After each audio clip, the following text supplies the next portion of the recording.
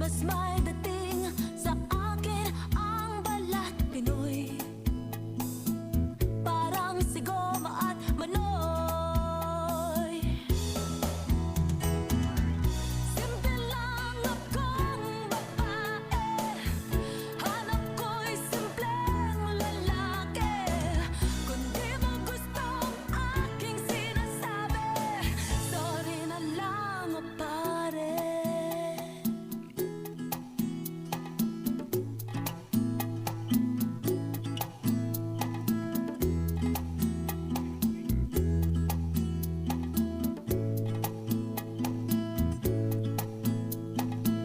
Ayaw ko nang tambay sa kanto,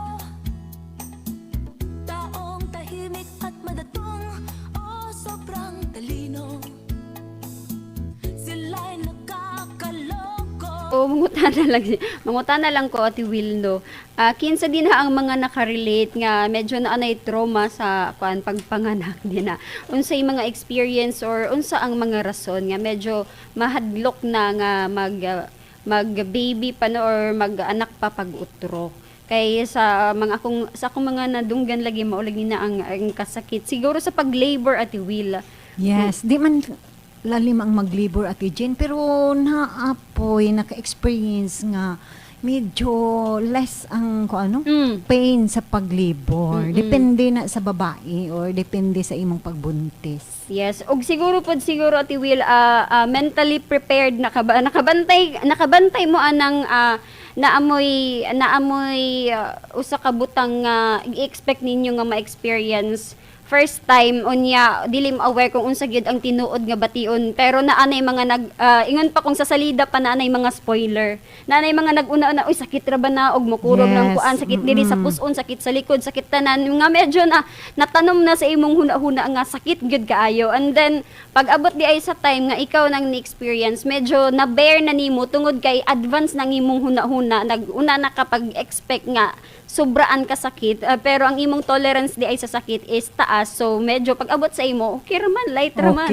epektuan sa atong partners murag dili man siguro tamatruma ana Ate Jane nga kuno kana nga pang kay murag giridi naman nato atong kaugalingon na ana nga nisod ta diha nga mga problema magyud nang kami ni uno problema kuno so di nisod ta diha nga mga sitwasyon nakabalo na ta yes, yes. Dapat gikondisyon na atong huna-huna kondisyon na gyud yes hello Grace maayong hapon no so sa imong problema karon medyo murag nakoy madunggan inana no sa palib so di day na nato na malikayan is normal day na nga panghitabo sa atong sa uban nato nga mga kaigsunan nga mga babae nga naay gitawag Ate Jane nga post-birth sex no dili na sila ganahan after sila mga anak so pero dapat imo pong i-condition sa imong huna Grace nga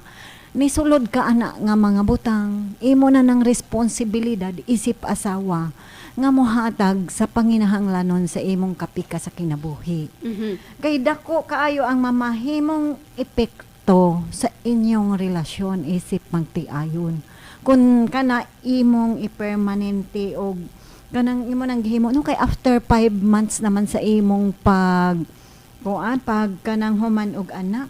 So dapat unta no siguro nabita ko mga binugoy nga istorya Ate Jean nga kung kahagbo makita na daw ang peso sa ko ay pwede na so kung tinaw na ingon pa kung tinaw na so inana na siya kay nga no imo na ato na obligasyon isip sa kaasawa nga mo hatag ana sa imong partner kay makahatag po na nila ambot ko nga no pud no nga murag ma-change man gyud ang mood sa usa ka partner kung imong balibaran murag mo na nagiingon nga mangita mangita og buno sa gawas kung di ba Ate Jean oo kana mga joke lang ba so pero dako day nagrason nga nganong inana nganong kuan gid ma-change ang ilang mood o madaot ang ilang feeling kung na kanang imog yun kanang kuan bitaw Ate Jean nga kanang murag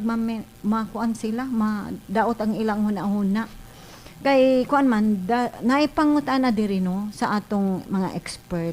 Nangutana nga does lack of sex kuno affect a man's mood. Mhm. So yes, very dako ang yes. Very dako So, na yes. mo nagiingon nga mental repercussions of not having sex kang imong mabalibaran ang imong kapikas. Kay niingon na ang explanation ani Ate Jane niingon nga endorphins and various other feel good hormones are released during kuno sa paghimo ana which can help to improve one's mood. So therefore, lack of frequent or kana nga mga butang for a longer period could cause mood swings and even depression due to lesser production of such hormones. So dako ang epekto sa usa ka no sa imong partner nga imong kanang gihikawan ana nga mga butang kay isip asawa ambot ko ngano pud no nga napitaw atong una-una nga ngano malagi sa wala pa sila naminyo nganong nahimo man di ba oh and then nga since nga naminyo na may naana na dayon so ambot ka di ka nang wala unsa ka pud no sa ilang mga una-una so dako kaayo ang epekto Grace no sa imong kaning makahatag og sakit pod sa part sa lalaki no kakos kuno Ate Jane og high risk sa ilang developing sa cardiovascular disease. So mo nay mahimo nga sakit sa mga lalaki kay ang kana kunong paghimo ana maka-helps sa ilang estrogen and progesterone levels in balance. So makabalance di ay og maka-lower sa atong risk sa heart disease kung maghimo ana Ate Jane. So namo na mga benefits ana sa sa kanang mga lalaki nga kanang dili mabalibaran. So natural po daw nga ma-happy pud sila nga makahimo ana kay mawala ang ilang mga anxiety, ma-release ba Ate Jane kay tungod sa mga hormones nga kanang happy hormones ba nga ilang magamit so ma-satisfy sila so magmalipayon ang ilang feeling. So ikaw Grace sa imong gibati karon so sa imong nakita na nga gipakita sa imong partner sa imo nga na feel pug ka ingon ka nga wala na respeto sa imo. So epekto na siguro na siya. Muna na epekto sa iyang nga gipa ramdam pud sa imo nga kung unsa ang imong kakulangon diha sa iya ha. Unsa ang pagkulang So imo sigurong himuon karon nga mag-istorya mo about ana kay di man tamiingon nga minor pa ka or kanang ang imong edad murag dili pa angay ana nga mga butang kay nisulod na magani mo sa kaminyoon so ready na mo ana. So imong istoryahon ang imong partner og dali kanang mintra sayo pa kay maka-cause man di ay po na Ate Jane ug ano nay uban nga na maka mental illness sa part sa lalaki. So ang imong problema karon nga kinahanglan masolbad. So kinahanglan gyud nga ang imong partner ma-satisfy pud siya sa iyang panginahanglan tungod ug alang sa maayo ang iyang mental health kay simba ko oroy no kung maka-cause ng depression isa na siya sa maka-cause sa depression kung kay labi na Ate Jen kung iyang idibdib yung ihuna-huna per me nganong gibalibaran ko unsay kulang so and then magpasalamat ka nga wala basig mo atupod sa lain so dako na hinaong problema sa imong family o sa inyong pagka magtiayon kung moadto na siya sa lain magpahungaw kay ikaw di naman mo balibad naman kasi so ikaw ang naghimo og ikaw ang nagkuan hinoon sa problema so ang root sa problema kana ra gamay lang sa imong hunahunahon pero dako ang impact so paningkamuti nga imong masettle na karon sa imong partner og isip asawa obligasyon nimo sa imong bana kay nganong nagminyo man kung kuan kanang magbalibaday ka na koy part man daw na sa kaminyoon na kana siya nga mga butang. So nisulod ka ana, so ready na kamo dawat ana. Kay kung miingon pod ka nga uto kaning dili na ka, so isa po na siya nga kuan Ate Jane, rason nga ngano mangita siya og lain. Ang iyang partner na siya may maghatag og way or Ikaw nagtukmod. o magtukmod nga paghimo og sala nga makasala siya kay nag-need mangyud siya ana nga mga butang kay siguro nga kuan naman naka-try naman so sa ato na no nga makakapangutana ta ka labong sa panahon sa wala pa sila na minyo nganong pwede man Ate Jane. So pagkahuman nga naan na so mangita na gyud kay kuan naman no kanang naanad na or iya namang nahimo pero muna giingon nga ang kuan ko no kana nga mga butang makahappy gyud ko no na sa mga lalaki Ate Jane. Yun. Oo.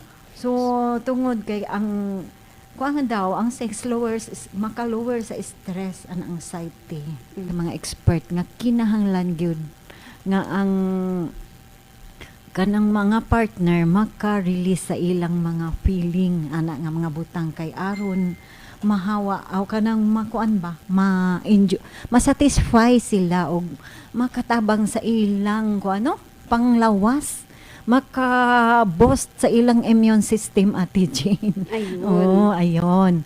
So isa na Grace no. So tabangi og ang imong kaugalingon nga pagkondisyon sa imong huna-huna karon nga part sa imong life na nga mga butang nga mo hatag gyud og kuano kanang hatag og panahon sa imong partner ana.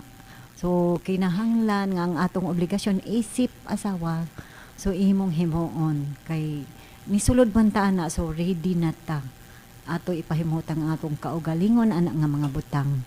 So maura to Grace pag istorya gud sa imong husband aron ang problema ma-resolve ninyo duha. Yun. Sa ano na anay amaw na giingon no nga ang uban nga mga butang simple sa ato nay uban komplikado na sa ilaha. So mo nagiingon nato nga lain-lain ta og level og panabot or pagtan-aw sa mga butang-butang. So diri apod sa iya pong istorya ti Will murag nakakuan pod ko no sa realization nga kung kuan gyud kung nganong naagi mga rason-rason ang mga butang no labi na sa kaminyoon na magisgotag kaminyoon kung mo kuan mo og kaminyoon naagi process di ba ti Will unya naagi dinha sa kuan sa gobyerno naagi saknebal ano naagi dapat standard nga age nga angayan nakamusulod og kaminyoon kay mao na sa ako no sa akong pangagpas mao siguro usa siguro sa mga rason is mentally mature na ta nga open na ta sa mga butang-butang nga which is previously hilasan ta or ngilaran ta maminaw or medyo awkwardan ta nga makabati no mga something ingana kay manigingon nga sa mga babae na di man hinon in general pero mostly gyud pag sa mga babae pagka maghisgot nag mga ingana nga butang labi nagwala pa mga experience medyo serious man good nga kuanang sa babae nga medyo unsa man na sa waing man nga nung kinahanglan man tapikan or something mga ingana or naapoy uban nga medyo denial aware sila pero medyo dili sila mo kan kay maulaw or mahadlok nga ma-misinterpret sila sa tao labi na og mo tumpang ba sila or mo join sila sa topic kanang mo contribute ba ka bitaw nga na so medyo ma-misjudge man gud ta ang uban man gud man ngano kabalo man ka na kay experience na something mga ingana nga mga linyahan so mao na nga pag-abot sa ingana nga hisgotanan ang babae seryoso and medyo kanang mulihay ba or mo distansya whereas sa mga boys ang akong yung nahibalaan is sayo pa bisan gagmay pa sila naa na sila experience og out of curiosity bisag dili man nila ma-experience pero sa paagi sa mga paghisgot naa na gyud na which is maupoy usa nga mga rason nga maka-drive sa ilaha nga mo try or mo experience sa mga butang so sa mga para sa ako bottom line is sa mga babae medyo pag-abot sa ingana nga butang is adto na nila i-adapt ang kamatuoran kung ingon pa musulod na sila sa kaminyoon. Unlike sa karon pod nga henerasyon nga medyo wala man to discriminate pero medyo aware na tungod sa technology lagi karon. Sa previous nga mga kuan man gud sa previous nga mga henerasyon medyo awkward gyud ang makatapad tag mga nagtopic og mga ingana sa side natong mga babae at Ewel, no? Pero gi-introduce naman na sa atong mga school, Ate Jane. Oo, diba? gi-introduce mo dawat sa mga kamatuoran, no, para pag abot sa time nga labi na nga ni sulod og kaminyoon medyo dili nakasawaingan or hilasan or lain ang imong adaptation sa mga panghitabo kay mind you sa atong letter sender, no, usabaya pod sa obligasyon sa usa ka asawa is paghatag og ingana lawas ng kalipay na mention naman ni Ate Will kung unsay mga obligasyon nato. So kinahanglan ang kuan lang siguro is i-open lang imong huna-huna sa ingana and syempre sabton pod siguro nimo ang imong partner in a way nga amo istorya ka sa iyaha ug ipasabot pod nimo ang imong rason nga nung ingana para at the same time mag-meet mo, no, sa inyong mga rason and mahanapan ninyo og mga pamaagi.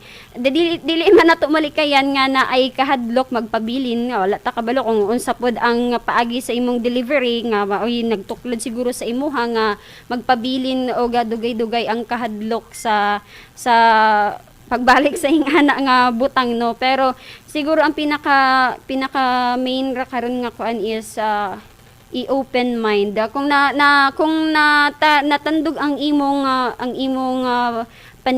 imong feeling karon nga katong giingon lagi nimo nga medyo na wala na siya respeto sa imo. Siguro lain lang gyud siguro, no, sa iyaha is the way lang pud siguro to nga i-express niya iyang kaugalingon. I-release niya ang iyang gibati pero lain na sa imo ang impact. So mas mayo nang mag-istorya mo og plaster siguro. Plaster gyud ang term.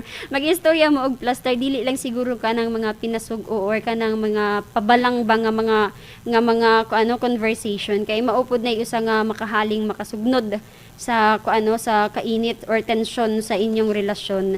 Banto din kung naapoy naka-experience din nga mga lalaki sa ilang side pod nga nganong gibalibaran nga nung something nga na mao na giingon nato nga ang tanang mga butang nga may mga rason kinahanglan lang natong sayron o paminawon kung unsa pod ang mga side nila aron masabtan pod nato og makakuha ta og mga pamaagi nga mamahimong magbenepisyo ang duha ka sides. Okay. Og karon atong paminahon ang Bible verse ni Ate Will. Yes, gikan sa 1 Timothy 5:1 nag-ingon, rebuke not an elder, but entreat him as a father, and the younger men as brethren.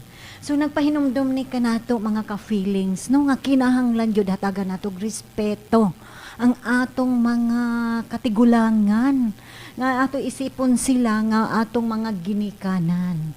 Ug ang atong mga kababata or atong kapareha og edad atong isipon nga atong igsuon. Kay magmalipayon ang Ginoo, no, kung maghatag kita og respeto sa atong isig ka tawo. So atong himuon nato ni sa pagpasalamat sa Ginoo nga korekta niya, no, nga dili taon ta magmadilumtanon sa atong isig ka tawo. So importante nga atong hatagan gyud og respect ang atong mga kaigsuonan, no, ilabi na gayud katong mga adunay mga edad. Yes. Dili na Atong natuog mang adlaw. Hulatan lang pud namo ang mga makatubag karon sa karon nga pangutana. Okay, magdungog-dungog ta ninyo mga ka-feeling sa hangtod og mang adlaw kay wala naman tay igong oras. Syempre kauban sa atong ate sa kahanginan. kini si Ate Will. Og kini si Ate G. Natong kauban sa control si Engineer Primo Flores. Daghang salamat sa inyong